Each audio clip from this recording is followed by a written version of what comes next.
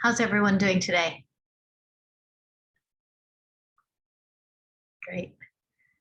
So you guys have heard us talk a lot about some of our philosophies, um, about how the things that we can, kind of new questions that we ask ourselves as we look at the score, and um, things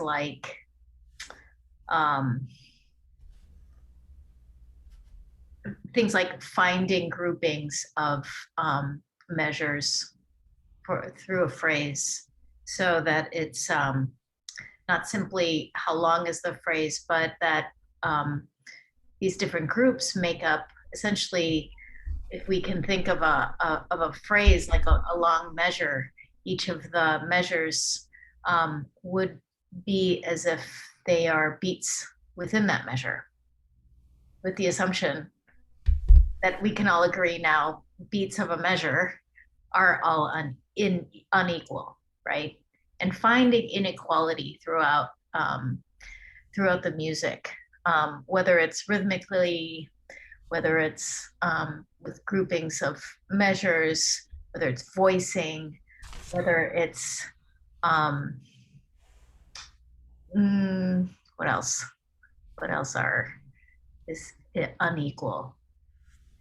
Have you Dynamics, articulation, all that good all stuff. kinds of things, right? And so um, I guess I guess we can start with some of your ideas on or questions that you might have at this point. You've heard us talk about it a lot. We've kind of um, walked through the score a little bit with you guys a little bit. Some of you were at our session last night.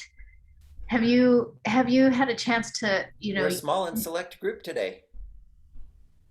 have you had a chance to kind of look at your own repertoire, for instance, or even with Opus 12, and find some of these ideas of inequality, or do you have some questions about it? Some of it just not quite make sense to you yet. I want to get some feedback from you first. Or what ideas are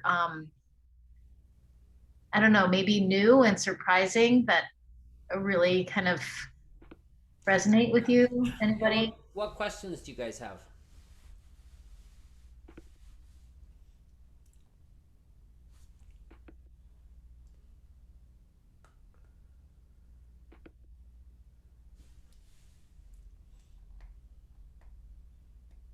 I don't really have a question, but I feel like sometimes it all seems so obvious until you're working on it and then you realize that you actually aren't doing much of it at all. But are there any beginning steps on how to just teach yourself to start noticing and knowing what to do I think when you first start something? I think that's a wonderful question, and you've hit like the core of the problem.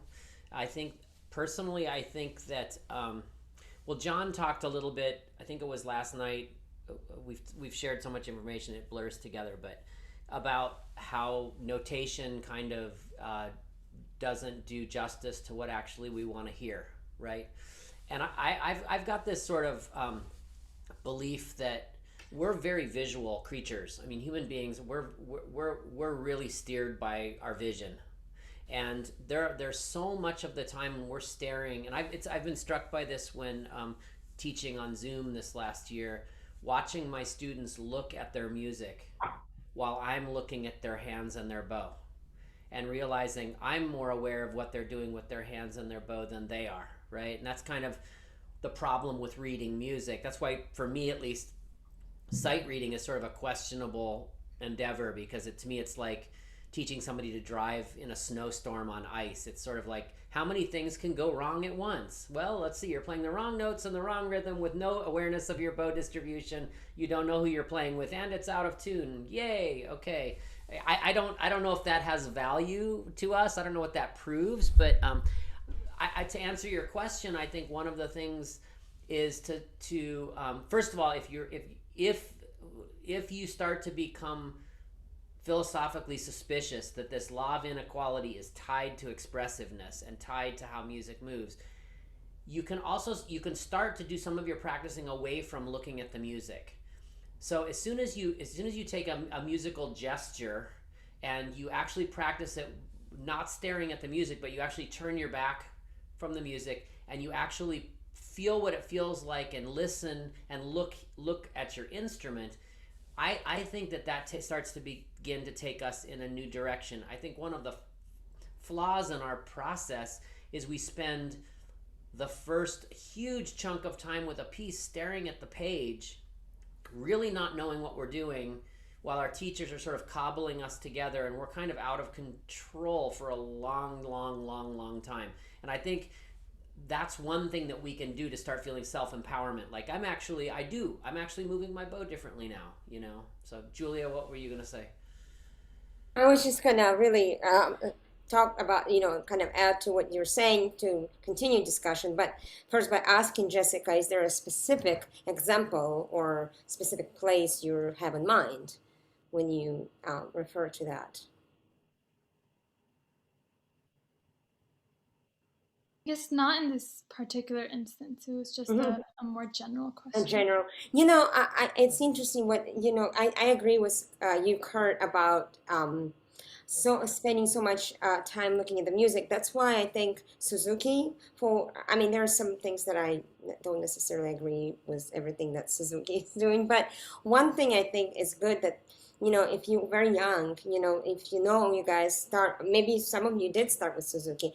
A lot of the stuff that you learn is by memorizing, and doing that, kind of integrating this, making it internal rather than just focusing on the notes or focusing on what's outside.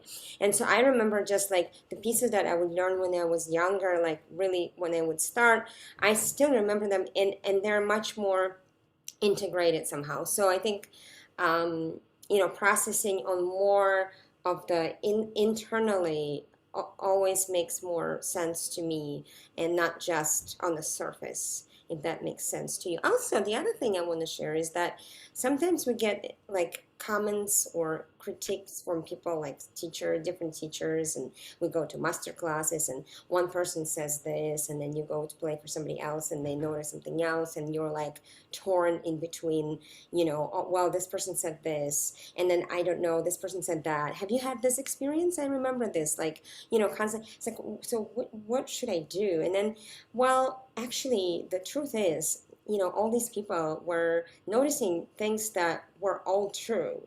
But, because we are different people, some people are struck more with this, and then this other thing, and then this other thing. So first of all, it's not an exclusive thing that, well, this person said this, so I must do that, but that this person said I shouldn't do that because that I believe that person more. So that's one thing. Like you want to really kind of embrace all of it. And then as you work, I mean, it's kind of a long process, right? But then it's kind of a melting pot. Then you put all of these things together, and at some point, if you stick to it longer, at some point it starts to all make sense. You're like, oh, that person said that. Now in light of this, it makes sense. But at that time, it might have not made sense to you. And I remember that feeling, like I don't know what really they're talking about, and now I'm like looking back, oh, that makes total sense. So don't, I'm just telling you, sometimes we tend to disregard this or that, and or we just don't take that seriously, or we think that doesn't apply to us. But then in retrospect, you think back and you're like, oh, that was the piece of information that I really needed it. So all I'm saying is that just kind of keep your antennas like this, all ears open and eyes like, and just try to soak everything in like a sponge. Write down things. If you know you're not going to remember, write it down, and then go back to your log or journal, and then just keep referring to it. Yeah. So I wanted to add something, which is, the place to start when I get in trouble is that I'm playing first. And when I'm singing first, I don't get in trouble. So for instance, if I'm looking at the notes on the page, they all look the same. And there's nothing that tells me what's even and what's uneven. And so I can start down this path of playing and letting my bow get into all of these uncomfortable spots or ending up with false accents, that kind of thing. But if I'm singing something like pom pom pom beat, which we all have in Mendelssohn, pom pom pom beat, I don't think there's any one of us that would sing pom pom pom pom, just all even, or accenting the first note, pom pom pom pom. So if you realize how you're singing it, pom pom pom beat, that you're gaining intensity, and then when you go to the bow,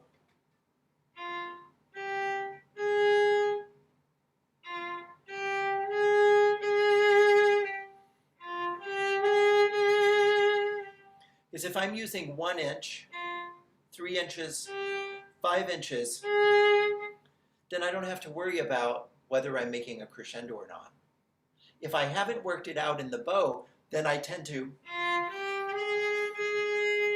I'm trying to do something, or I'm thinking about something musical, or I want it to be expressive. But if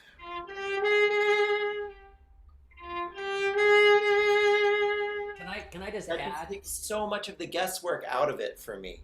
Can I just add what John, again, I think, Jessica, this kind of goes to like what you were saying, like it's so obvious that you should play it less bow, more bow, most bow, the most bow. You know what I mean? Like, I think it's been our work in the quartet that's made us realize that it's like the nose on the front of your face. It's like so obvious. But like if you're not doing that, it's not going to come out. And I think John does a really nice job of demonstrating sort of like inequality in the bow, and we can slap these terms like onto the process, but it's really pragmatic. What he's demonstrating is like the discipline of teaching the arm not to move too much on that first note or the second note, so there's room for it to move. And it's really an unglamorous reality in our practicing when we picture going to the instrument and being as industrious as we can be, that you have to map it out.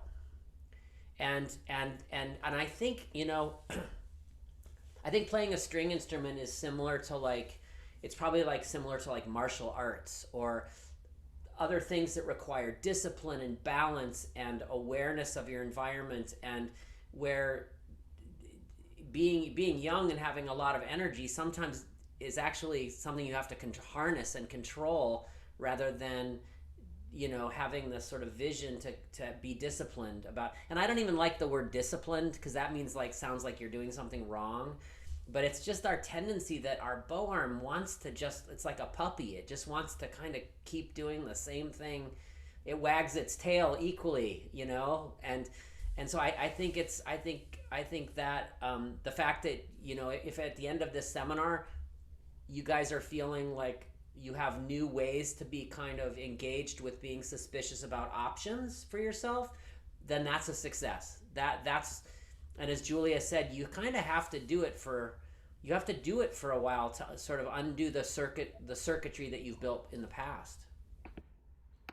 I want to add just one other thing to that too, is because when I move that way, it could look like it's not emotional, because I'm not this. I spent so many years like this. I was making faces. I was just a wreck. And I just want to assure you that putting the phrasing into your bow is not unmusical, and it doesn't divorce you in any way from the beauty of the music, or feeling the music, or feeling the energy of it, or what it's about. Just it allows you the freedom to have the music flow through you, instead of get all stuck in your neck and shoulders as you're somehow trying to make a crescendo, or trying to be musical, or trying to be expressive. Maybe you don't have that problem. I had that problem where I want this to be so beautiful, and I don't really know what to do with my bow, so I'm gonna just like make a face. I'm going to make my neck really tight and be uncomfortable. I know what to do with my eyebrows. Yeah, well, that crescendo yet? Ow, So it's just, if it's a question of like transferring it into different planes of existence. There's when you're singing the music to yourself and you're wanting it, you're dreaming it. That's great. That's in this mental, conceptual, emotional realm. It's perfect. That's great, but we have to translate it into the physical world, and to do that as easily and efficiently and without conflicting muscles as much as we can. So, and I don't feel perfect about this.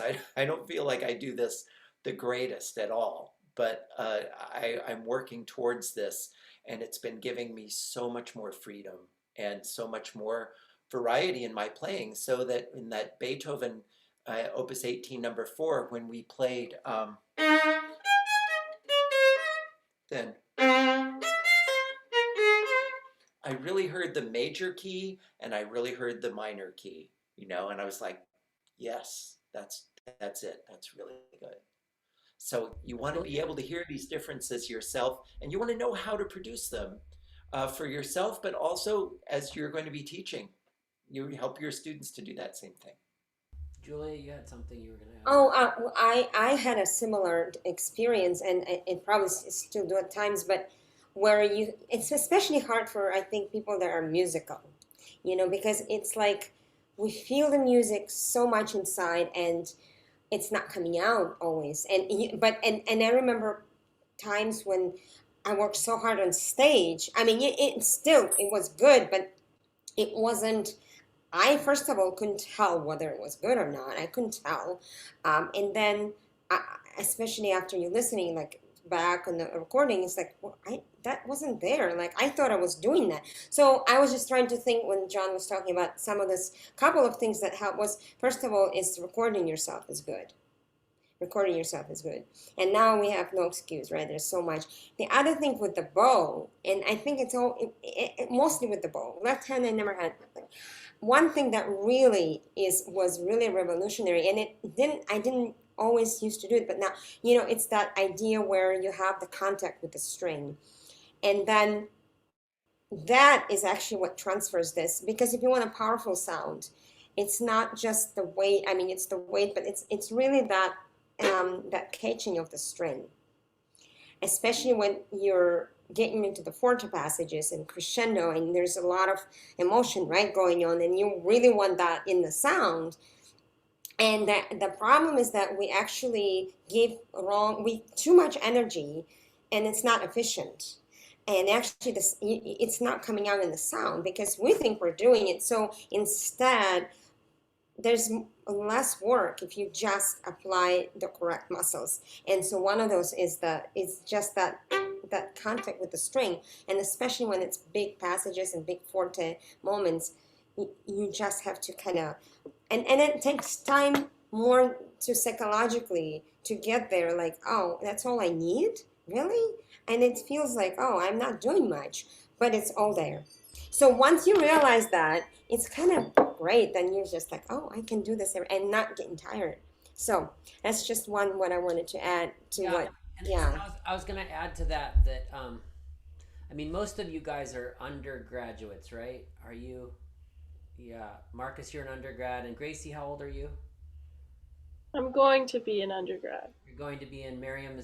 You're gonna be like a junior in high school, Miriam. Is that right? And what about you, Chris? Again, remind me. Third year in undergrad. Third year, and Jessica, you too, right? You're I just graduated. just graduated. Okay, so everybody's kind of in the same. You're in the same kind of between the same kind of bookends of sort of like advanced high school and undergrad, finished undergrad.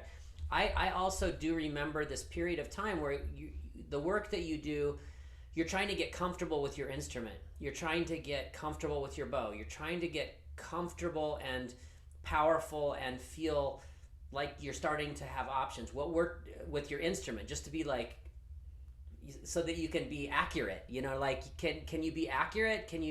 What's your batting average on certain things? Can you have a variety of sound? You're kind of getting your tools together. And I remember this feeling, especially when I went from being an undergraduate to a graduate student, and where I was at a slightly bigger school and I started to hear more sounds around me and more different ideas coming, realizing the floor started to open up out in front of me a little bit. And I do think this is a natural progression, that you want to be able to like memorize your scales and memorize your arpeggios and get through certain core repetitions. You're like trying to cover certain turf at a certain age.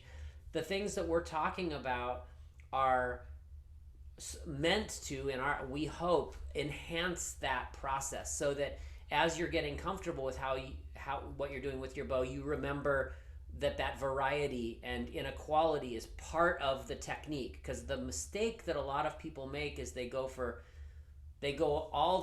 many years, and they haven't put together this combination of resources, and as sort of something they can put into their practicing process. And what Julia just said about like that realization, where you mean I can do that little on the first note before I, that's a huge breakthrough, when all the urging you've gotten up to that point is do more, give more, and I think that you guys, I mean, what I hope what you can take from this is like this perspective of like the composer is just has certain hopes for their piece. We have certain hopes individually for our own instrumental ability, but I don't know if there's anything.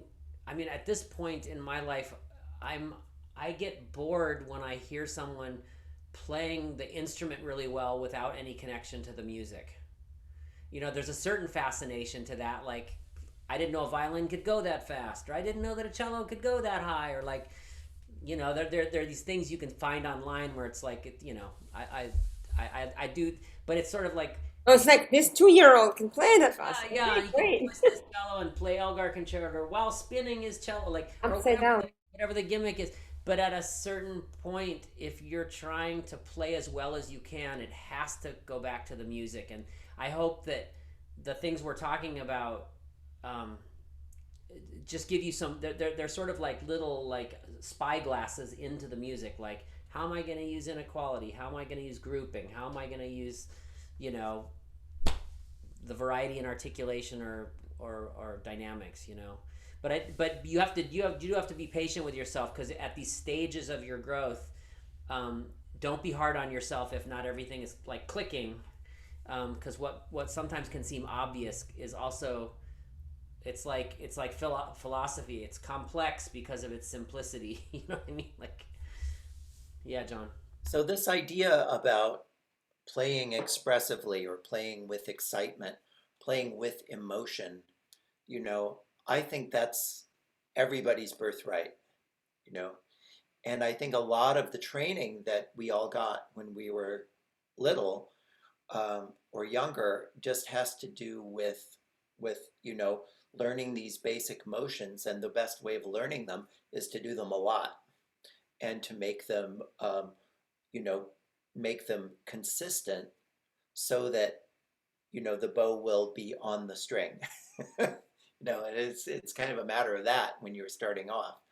um, and I think when we're sort of now at the point where, okay, everybody can play, everybody's bow is going to be on the string.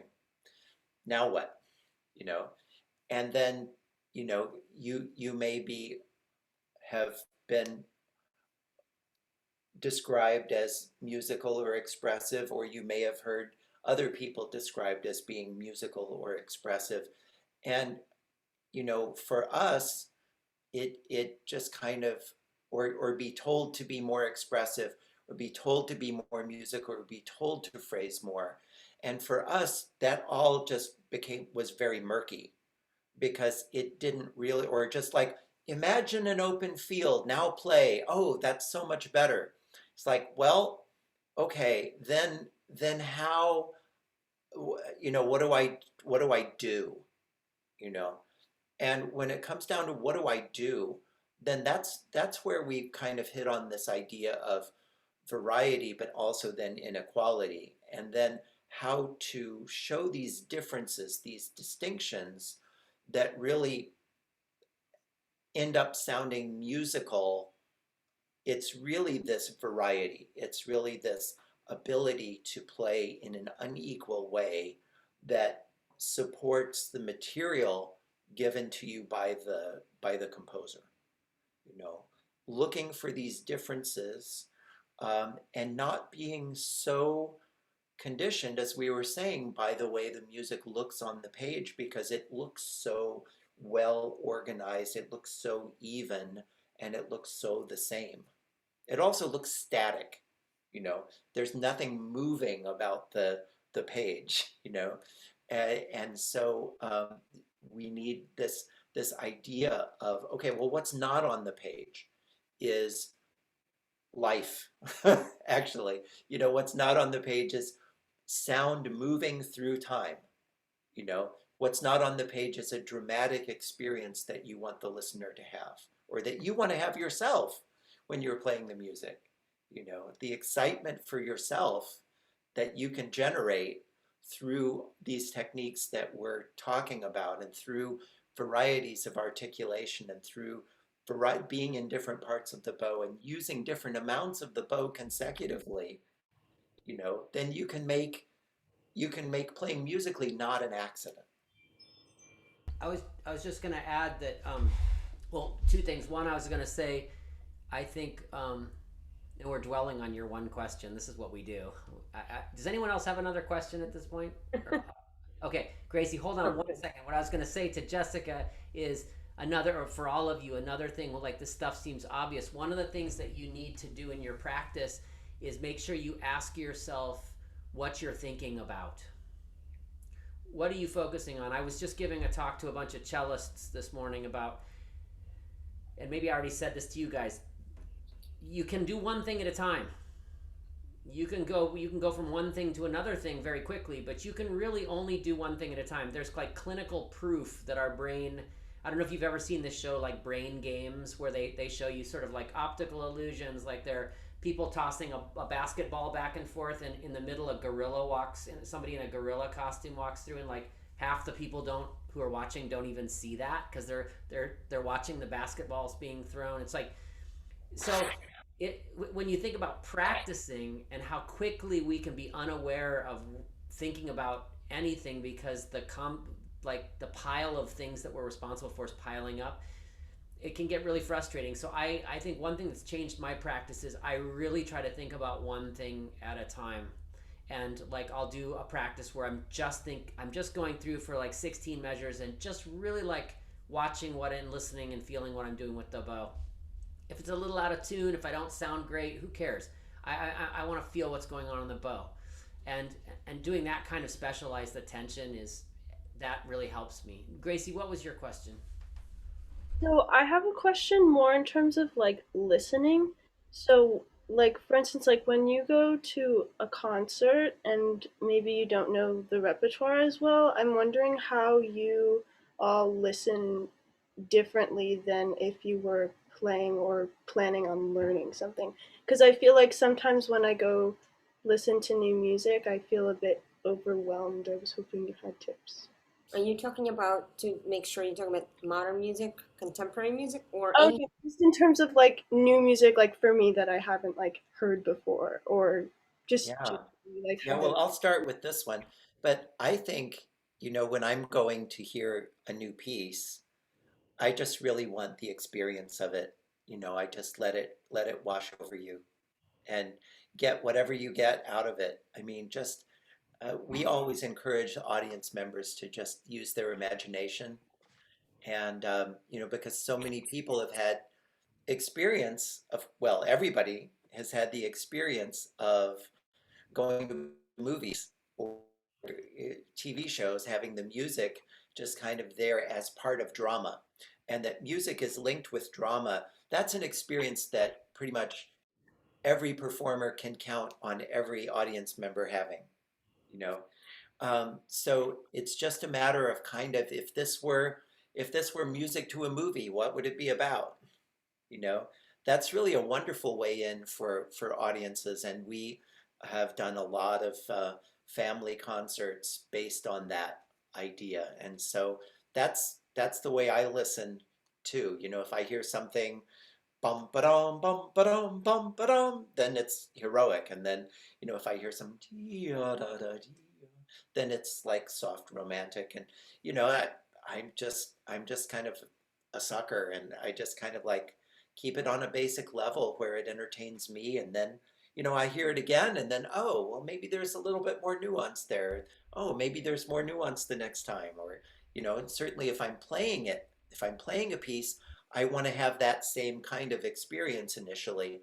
What is this about? What kind of sounds would go with this? What kind of scene, what kind of imaginative things can I provoke in myself to bring me closer to the music, so that will help me and motivate me through my working process. What were you gonna say, I, John? I agree. I agree with what John's saying. And, I think I mentioned the other day that when we perform, we've spent hours, tens and tens of hours probably on rehearsing and being with the music. And gets the audience has that one shot, you know, it might be their first shot. And that's exactly the position you're in. And I think we sometimes put a lot of pressure on ourselves to kind of get everything at once, and it's impossible. Like, that's why people watch movies more than once, and watch their favorite shows more than once, and read their favorite books more than once. And that's how they become their favorites, actually, because you have more than one pass through. One pass through? That's so unfair. Imagine, like, could you get everything that you need, that Beethoven wanted you, like all of his ideas, and like that amazing craftsman architecture that he put into his symphonies? Can we get that in one pass through? I don't know. I'm not going to try, you know? Julia, what were you gonna say? Yes, this is all great. I love hearing all these ideas because they're all great and it's all true. And for me, same. When you're in a situation where you're just experiencing new music and you're just taking it all in, I also like to, if I know that I'm going to a concert or I know that I'm going to hear something new, I like to maybe get a little bit of background what I'm going to listen to. So you can read about the composer, you can read about the piece, or the time when it was written. See, if you are listening to let's say a new Baroque piece, but it is in the Baroque style, so you know what to expect. I like to know what to expect when I go to a concert, and you can do it nowadays. You can, if you're listening to John Adams or George Crumb. You can read about these composers, about their life and their lives and the style, and you can kind of expect a little bit of the influence and what to listen to. There's nothing wrong with that, and then you going into it, you know what to expect. So that is something you can experiment with and see if that works for you, so that you're not completely like overwhelmed with the music like that.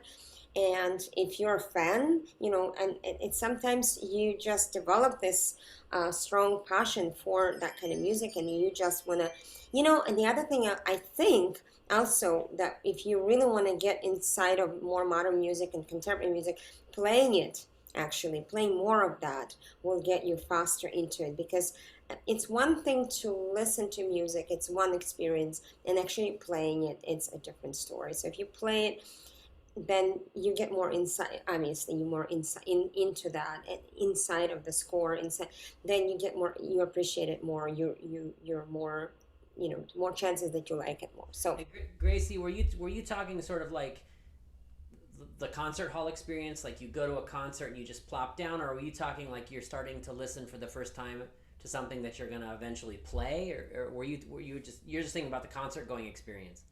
Yeah, well, I agree with what these guys are saying. I mean, the engaging your imagination, and as John was saying, is really important. I was wondering, how do you guys use the internet as a resource for your own personal study? Like, what do you do, because it dates us if we tell you what it was like when we were in college. Like you had, It there gives was it away, huh? there was still like the card catalog in the library, and like They when you had go, payphones on every corner in yeah, New York. and when you had to go, when Oh like no. when I was in school, and we were taking music history, and you had to go listen to things. I was at the San Francisco Conservatory, and when you went to the listening lab, if the record was checked out, you hoped that there was another plug for headphones at the carol where the kid was listening, and you're like, "Can I plug into like?" If the record was, we had no, I mean, I know that sounds like we rode in covered wagons, I know, but I Wasn't that long ago, and actually. I always felt like when I went to the But library, dinosaurs roamed the earth. totally, we rode dinosaurs like. Hope not. But I always felt too like if I was doing, like, if I was playing a concerto or a sonata, and my teacher said, you should really go read, you should go read about the composer, like the resources were like Grove's dictionary, which was the driest, most uninteresting, like just the facts kind of description of something, or you went and found a book like on some really overly analytical book on like the style of Brahms, and you're like trying to find any mention of your cello sonata, Your like is piece. there any, and you mostly came away empty handed. I'm just wondering, how do you guys use the internet? Like, what do you do when you're trying to find out information about what do you do? Yeah, anyone, not Yeah. just Grace. Gracie. How does it occur to you to use You it? guys go on YouTube, you go on Google, right? Yeah. So what do you do on Yeah, YouTube? Marcus? But Marcus, Yes.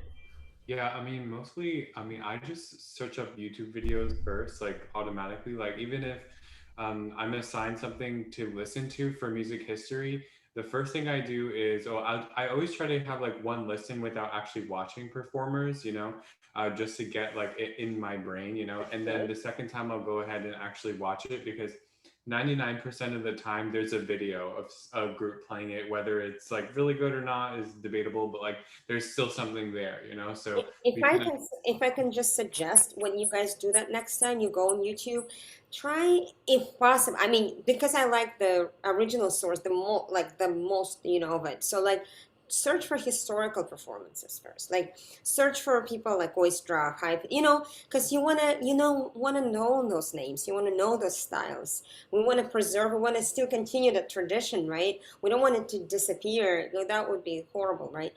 So just, I know they're flashy names nowadays. Some are some famous violinists, cellists, pianists, but go to a little bit more historical. And sometimes it's not available, but I would encourage you to do that because those are available. Some of them are really great, and it just tap into that resource because it's really. I didn't have that. I mean, Yeah. yes, like Kurt was saying, we had to go to the library and check out the recordings and books and all of that. So I was also going to say that I think that one of the coolest things about, what the internet has given me, like, is that I'll just type in a stupid question, like, what's the deal with Bartok's quartets? Why is Beethoven, like, what's the deal with, why is Brahms's Second Symphony great? And the amazing thing is you can find people's doctoral dissertations. You can find like an people already avalanche wondered about it. of Yeah. stuff. Yeah, and so like if you're if you're wondering about like what are the historical recordings or of a certain violin concerto or editions, or how can I see manuscripts, or what were the influences on a composer or whatever. I think our challenge in this day and age is not getting information, it's asking questions. And I find that it's really interesting that most of us are not conditioned to ask questions. We're conditioned to take information in, and I think we can be more proactive. So I would encourage you to just be like a tiger about that. Like, on whatever you're doing, whether it's specialized to your instrument. I remember being so overwhelmed when a teacher would say, not only should you listen to other music by this composer that's close to that piece, you should listen to other composers from the time that and you should look at the artwork. And I would think, like, in what world am I gonna be able to go to like the museum that has the painting that The went along? Louvre. But now you could just look like, what art was famous when Beethoven wrote his third symphony and like hit images and it's like bang bang bang bang I think bang. there are digital museums nowadays that you can just Well, I mean, Google. there's just this endless supply, and I think our job as artists is to contextualize things. We often ask students this because we this question is passed through us. Is like, if you're playing a Shostakovich quartet, rather than just worrying about Shostakovich, one other approach is to say, what do you have in common with Shostakovich? What what well, yeah, so like I'll throw that out to the room. So like let's say you're playing the third Shostakovich quartet and you haven't even you've just started to look at it and you're trying to get close to the music. What things do you have in common with Shostakovich? This is a generic question. It doesn't have to be the third quartet. It's just like It doesn't have to be Shostakovich. It's every composer. It could be Bartok. It could be Mozart. What do you have in common? Think Throw some things out to engage with this. think very basic, actually. Very simply. Overthink it. I like music. You like music. Okay. Keep going. I'm a human. Keep Yes. going. Which means what? I Yes. mean, what goes along with being human? Emotion. You have, yes, Keep going. emotions, right? Other people chime in.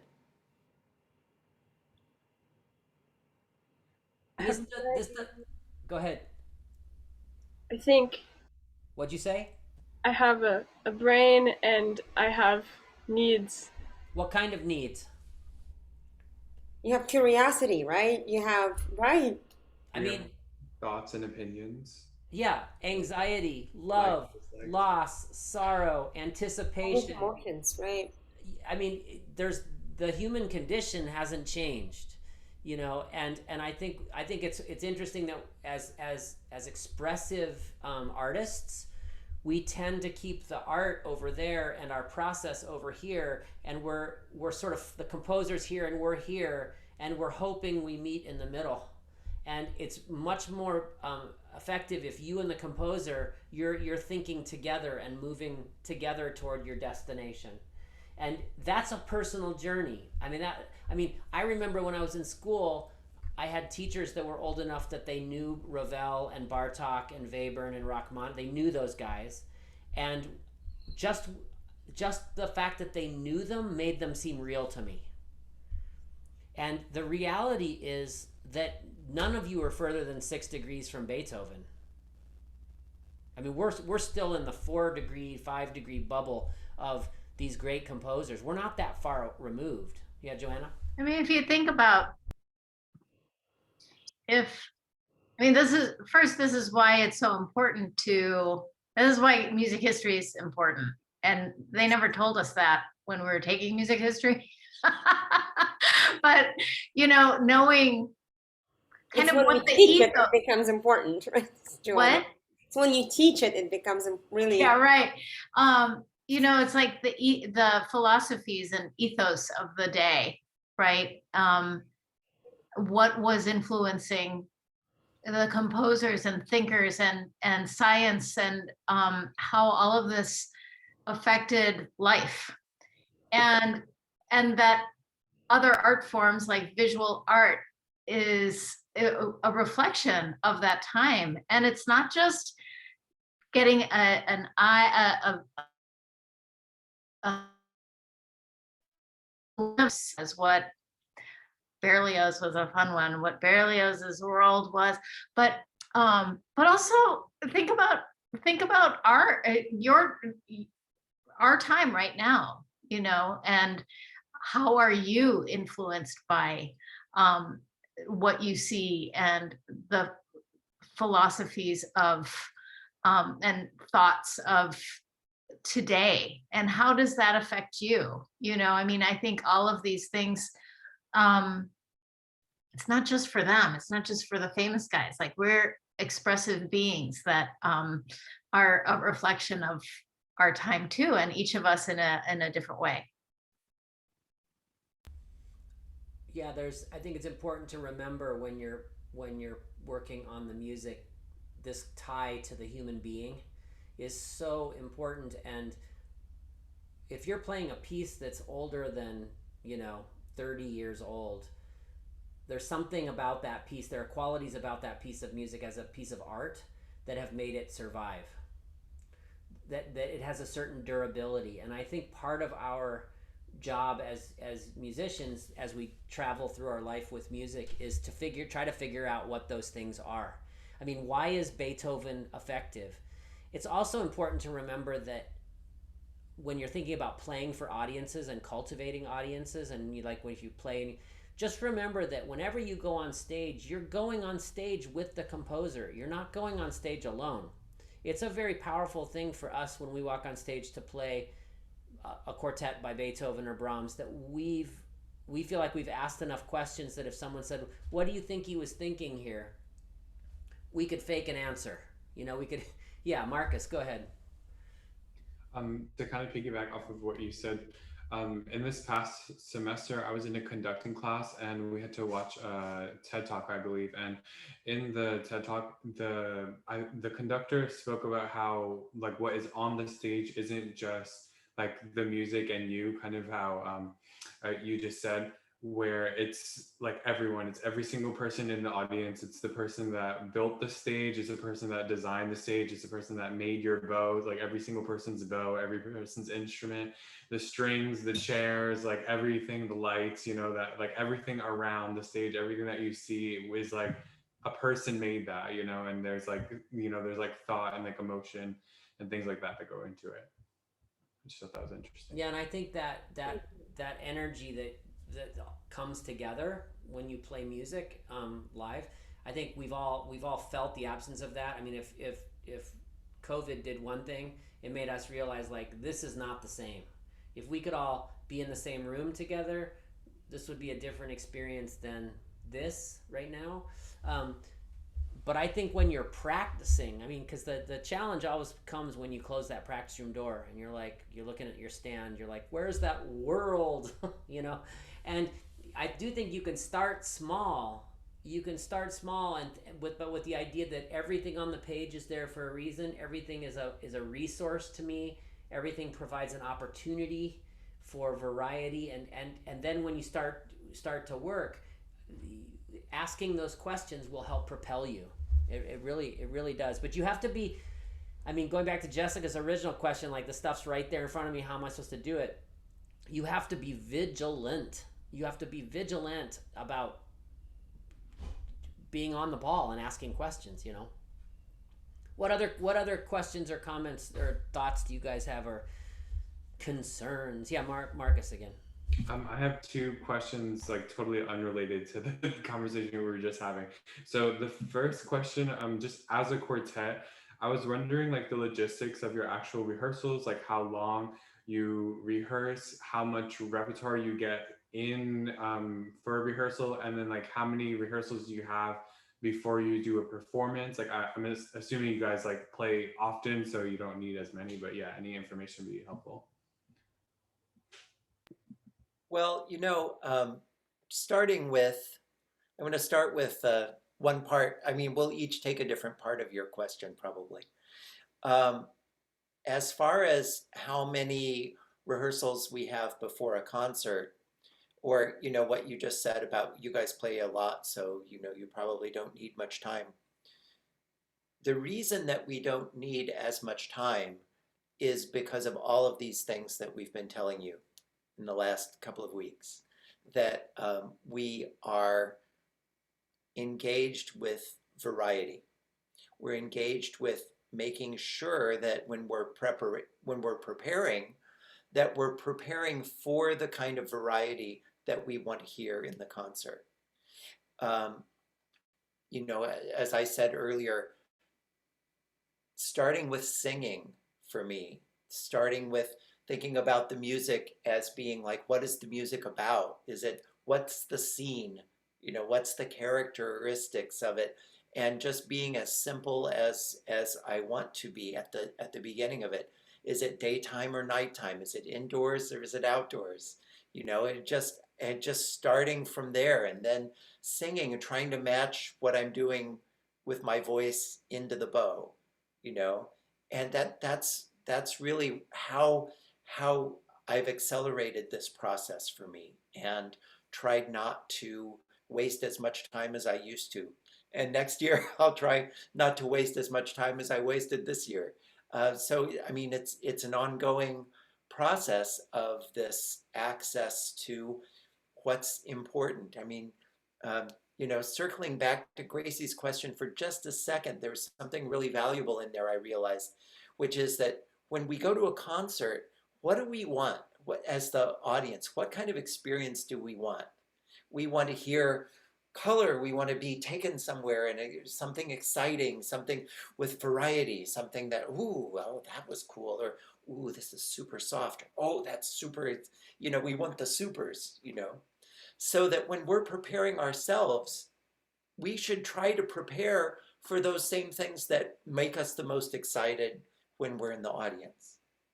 So factor that in to your preparation from day one, and that will save you time. I'll answer your question like really directly. Where for the bulk until COVID hit, we would rehearse 5 times a week for 3 hours. There are many times when we would lose a rehearsal because of our work at our university. Like somebody has meetings, or we have to also serve on committees, and we have stuff we have to do, teaching and stuff like that. But that's been the model of the quartet since we formed early on. We try to keep getting more and more efficient with our time, so when we lose time, we don't lose traction with our work. In a given rehearsal, we in the earlier when the quartet was younger, there were times when we would get through very little music in a rehearsal because we were drowning in trying to figure out what the heck we were doing and how to do it, and we didn't know if we were working efficiently, and it felt very inefficient. I think it was.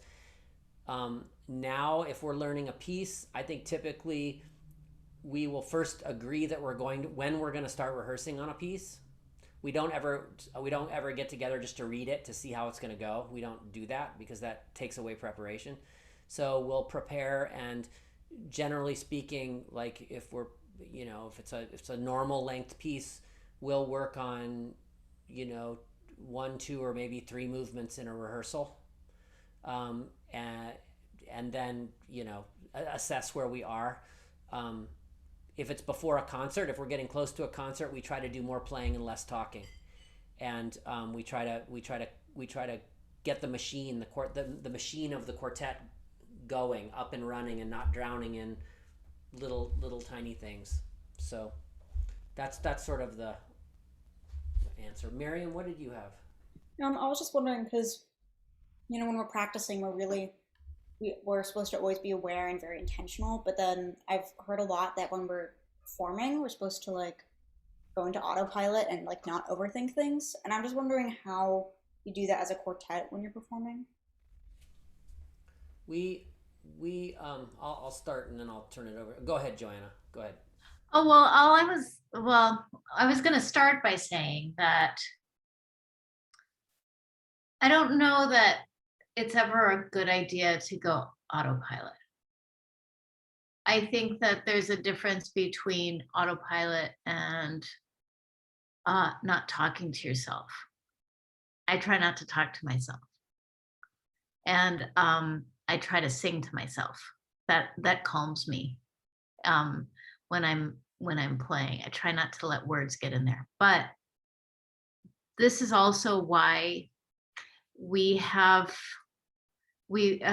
these ideas that we've been talking with you about, how we organize our ideas about the music, how we organize our sound, how we organize how we're going to move the music, and how we're going to, we plan a lot so that when we perform and when we play through, we can respond to one another and because autopilot means you're also not really interacting with one another. It's just kind of like you're playing it how you play it. At least that's what it kind of connotes to me, right? So That's kind of the idea behind the organization. It's not to be able to just play it the way we always play it, but actually to have much more flexibility in a performance. Julia, what were you going to say? Yes, I agree. I don't really like the word autopilot because it does kind of send a wrong signal. Um, I do remember one of my, I was early on with them, and it really applies when you play alone, really, because it's different than when you interact with, yeah, I think. And I remember one of my teachers saying, now forget everything I was telling you, and when you go on stage, just enjoy it, so that you're not. And now thinking back, I know what she meant. She meant, don't like talk to yourself, don't try to criticize yourself, don't try to overthink, but just do all these things. But I think, as I agree with Joanna, with the, in the quartet, it's, we've done all this organization so that we can be free. And then when you're on stage, I don't like to always, I never try to like analyze what I just played, because you can't change that, for one thing. It's gone. But what you could do is think about future, and influencing what's coming. Now that you can do. And so I think thinking forward is, for one thing, is much better than thinking backwards, because and I know that some players do that, and it's a habit, and you can't change that. So I would encourage you not to do that, for one thing. And then if you're playing in a quartet or chamber music, I think once you've done all your organization, all your preparation, then on stage you can interact better with each other, right? Because you don't want to solve any problems. Hopefully you already solved those problems before, but then you also don't want to be on the autopilot, because you are playing with other people. So if you're just like enjoying yourself, forgetting about 3 or 4 other people there, then it's not good. But you are free to be interactive, and if something changes in the moment, or there's a slight alteration, you are ready to take that, because you've done your preparation. That only works when you're prepared well. If you're not, then if something changes around you, you can be kind of offset. So a long answer, but hopefully. Yeah, I think I agree with everything you guys said, and I think that any kind of, well, first of all, the thing I'm on guard for is any kind of justification I'm giving myself for not having to think about what I'm doing, to me, is a dangerous thing, because it sort of presupposes that, well, the Bach movement I'm playing, I'm just going to interact with all of his great decisions and his architecture and that blueprint by just going, I mean, to use your word, Miriam, autopilot. Like I think if you're improvising, if you're going to go out on stage with no music and you're going to improvise something and you want to just let it come, that's a different, maybe that's a different structure that where you're feeling your way through. I was coaching a quartet a couple of years ago. It was a kind of a poignant moment for me as a teacher, as a coach, and it was these were all graduate students, and they were all from really famous schools. They'd come together at a festival. They were playing together. I was coaching them for a week in the festival, and on the Wednesday of the week, which is always that's the pivot in a week when you're coaching a quartet, like if you're going to make it to the concert or not. They were still not doing what I was suggesting, and not in terms of like, so that they could play better together and have more variety and have more sense of control. They weren't using grouping, they weren't using subdivision, they weren't looking at the bars as beats, they just weren't doing their homework. They didn't know their duos and their trios. They were still kind of riding the intuition train. And I said to them, I said, you guys, this profession doesn't get less demanding. I mean, the thing that makes it more demanding is that the more you know, the more you realize how much you need to have organized. And there's this blissful zone that we can live in where we're talented and we're musical and it sounds pretty good. There's a limit on that if you're going to tangle with these composers, because they're always sliding you a finished like here's a new Rubik's cube, solve this one. And it's sort of like, I guess for the 4 of us, we got to a place, even after graduate school and going through getting advanced degrees, where we realized there was nothing that was going to pull that together except ourselves. Like, no, it wasn't going to suddenly just click um, for us. And I think that that's something that is an individual journey. We've also joked with students that there are many ways to stay on the music as a profession highway, and there's many ways to build off ramps. I mean, they're brick by brick. People build little off ramps. One way to build an off ramp as a chamber musician is to not study the score, not know who you're playing with, not be able to subdivide. Like, those are like brick by brick. You just kind of build that, and then you're off the highway, and you were like, where'd everybody go? Like, how come no one calls me to play? There are other ways to stay on that in that professional track. One is, always have a pencil, always be on time, answer emails. And then the other one is to always be curious and asking questions, because I think as soon as you are as a musician, as soon as you start to dial that down, you start to tread water, and you're not going forward anymore. So that's a long answer to your very concise question, Miriam. So we have to we're running out of time here.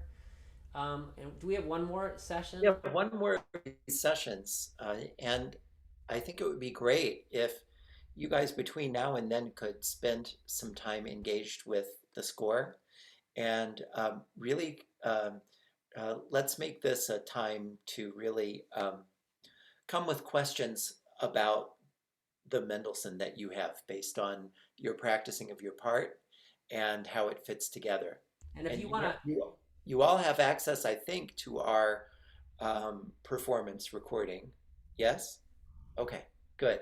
and if you, So, I was going to say at the next session, if there are things that you want to play and demonstrate exactly. and share, like things that you changed that you feel are working better, that would be great. Or if there are things that you're not sure are working, or if you have questions about a place you're not sure how to handle, bring those with your instrument. Great. Good. Well, we always enjoy having these kind of classes. We hope that this was okay. I mean, it's a lot of talking, but we find that there was a lot of information that we just didn't get at Juilliard, and we didn't get it in graduate school, and we didn't get it at different conservatories, and so we really want you to have that. So that's why we talk about it so much. So thanks a lot. Thank All you. right. Are we good? Miriam, I'll see you over in my Zoom room. Okay. Okay. See everybody on Thursday. Bye. Thank you. Guys.